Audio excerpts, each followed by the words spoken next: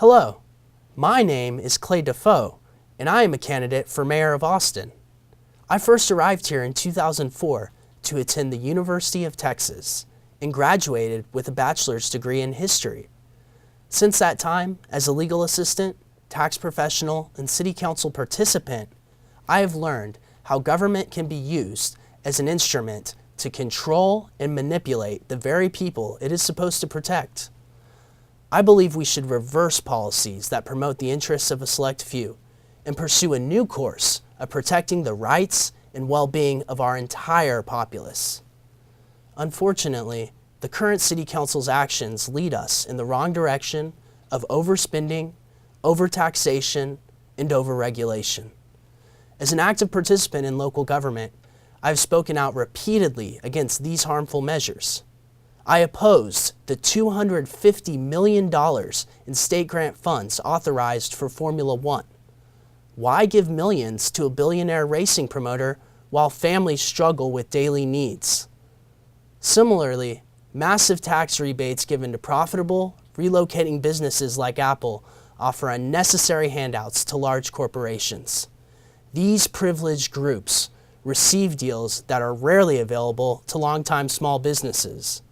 Austin City Council must stop picking winners and losers and return to the limited purpose of providing infrastructure and basic needs.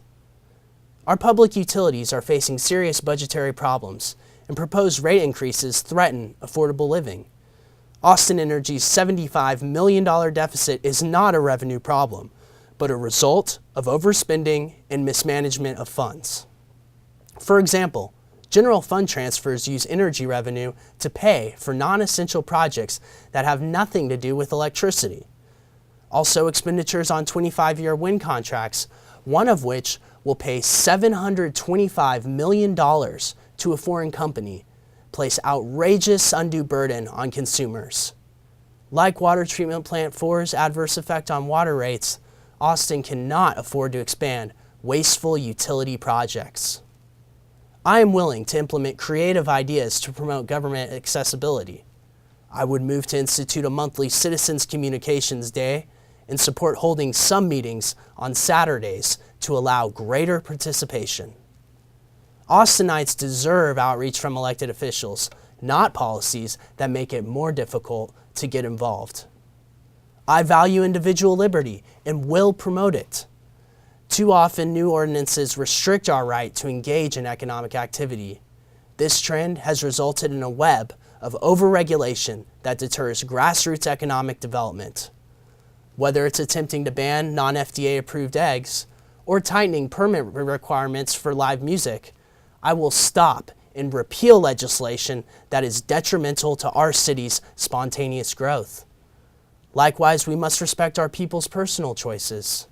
For instance, Austin can lead government away from the senseless war on drugs by using a cite and release policy, thereby reducing punitive arrests for low-level drug offenses. Let's use our limited police resources to fight real crime instead of throwing away wealth and people's lives in pursuit of a failed policy. We also must hold our police accountable in instances where they overstep their lawful bounds. Austin needs a mayor who is willing to investigate potential abuse and pursue equitable justice. Ending the practice of water fluoridation will stop the mass medication of citizens and improve our health. And supporting single-member districts will produce more effective representation. These simple steps would create a better Austin for everyone. But we must take action now to save ourselves from increased utility rates, higher taxes, and a lower standard of living. I may not have years of experience in office like my opponents. However, I do have fresh ideas that can produce positive results. We must protect an inclusive Austin and not allow special interests to promote their agendas over the needs of our people. I'm running for mayor to restore that promise, and I ask for your vote to help me do so.